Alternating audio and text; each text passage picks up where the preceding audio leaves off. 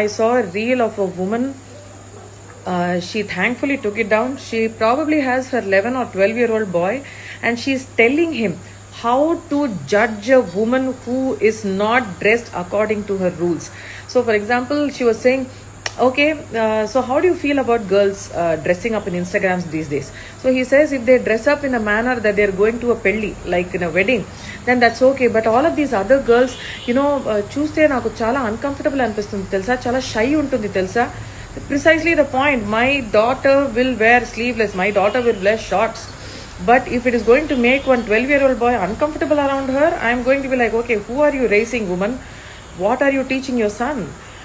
And this entire point of sexualizing every body part of even a girl child or a young girl or a woman to men and young boys, and teaching this from the time that they are very young at home, is what contributes to rape culture. And this is what we are talking about. This is not really about men or women.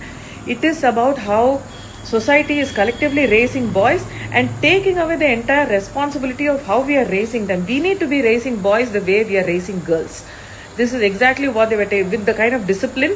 And if girls are not raised, to sexualize another woman's body, at least in most parts of India, that's how it is. But it depends. It looks like one part of society here is like, oh, బొట్టలు విప్పుకొని తిరుగు.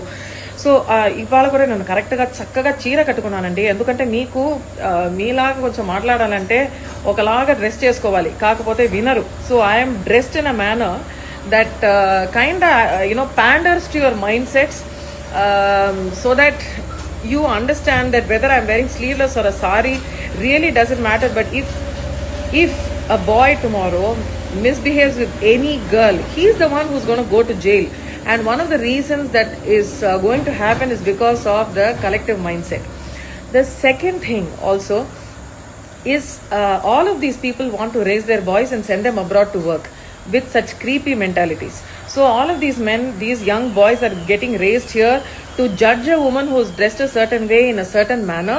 And once they leave the country, and where women are free, they are not judged for how they look, what they wear.